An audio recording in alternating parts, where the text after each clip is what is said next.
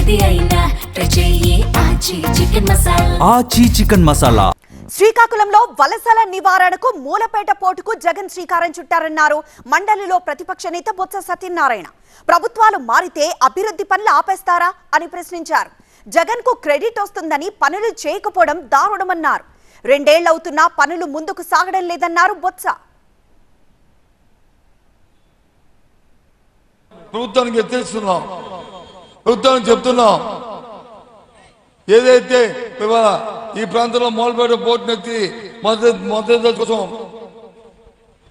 4,300 కోట్లలో 2,900 కోట్లతో మొదటి కార్యక్రమాన్ని మరి ప్రారంభించామో అందులో ఇప్పుడు ఏవైతే 60-70% పనులు 60% పనులు పూర్తి చేసి 70% పనులు పూర్తి చేశామో దాని వెంటనే ఇప్పుడు 2 సంవత్సరాలు అయింది.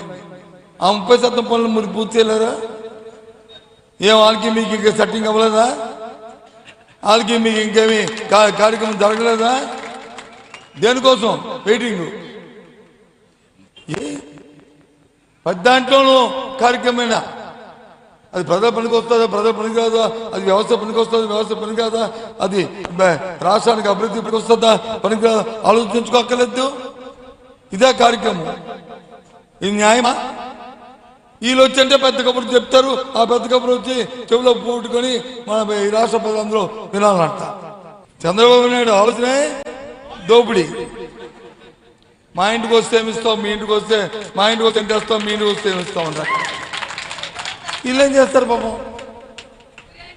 వాళ్ళకి ముందు సెట్ అయితే అప్పుడు ఇక్కడ సెట్ అవుతాయి, లేకపోతే సెట్ అవ్వవు. మేం పోర్టు పనులు చూస్తామంటే మీకు ఇబ్బంది ఏంటి, ఆంక్షలు ఎందుకు పెట్టారు అంటూ ప్రశ్నించారు బొత్స. పోర్టుకు వెళ్తామంటే ఎందుకంత భయమని అడిగారు.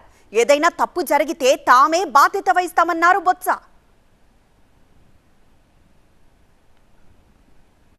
ప్రభుత్వానికి హెచ్చరిస్తున్నాం, ప్రభుత్వానికి చెప్తున్నాం, ఏదైతే ఇవాళ ఈ ప్రాంతంలో మూలపేట పోర్టును ఎత్తి